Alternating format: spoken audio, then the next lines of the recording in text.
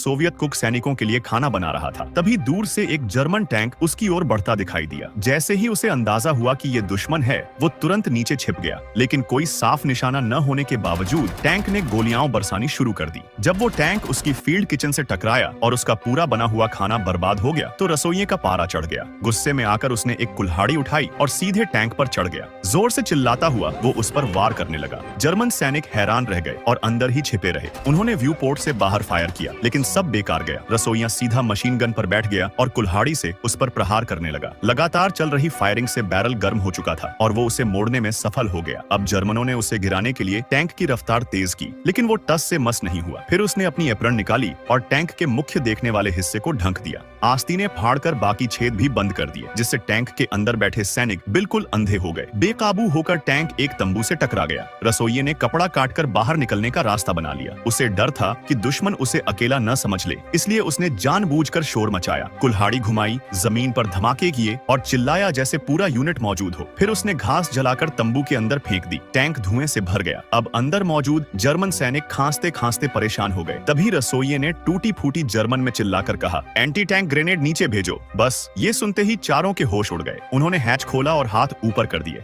रसोइये ने तुरंत राइफल तान दी और सबको हथियार फेंकने को कहा। जब वो सैनिक पीछे मुड़े तो हैरान रह गए। जो उन्हें घेर रहा था वो कोई योद्धा नहीं, एक अकेला कुक था। लेकिन तब तक बहुत देर हो चुकी थी। रसोइया उनकी शक्ल देखकर ठहाका मारने लगा। कुछ समय बाद जब बाकी सोवियत सैनिक लौटे और दूर से टैंक देखा तो सभी घबरा गए, जमीन पर लेट गए और कवर में चले गए। मगर जब कमांडर ने झांक कर देखा तो पाया कि टैंक के पास वही रसोइया खड़ा है, हाथ में राइफल लिए और चिल्ला रहा है, बाहर आ जाओ, खाना तैयार है। सब दंग रह गए। जब उन्हें यकीन हो गया कि वो बंदी नहीं है, तब जाकर बाहर आए और जब पता चला कि उसने 4 जर्मनों को बिना एक भी गोली चलाए पकड़ लिया और एक टैंक भी छीन लिया, तो वो अवाक रह गए। ये कोई मनगढ़ंत कहानी नहीं, बल्कि हकीकत में घटी एक रोमांचक घटना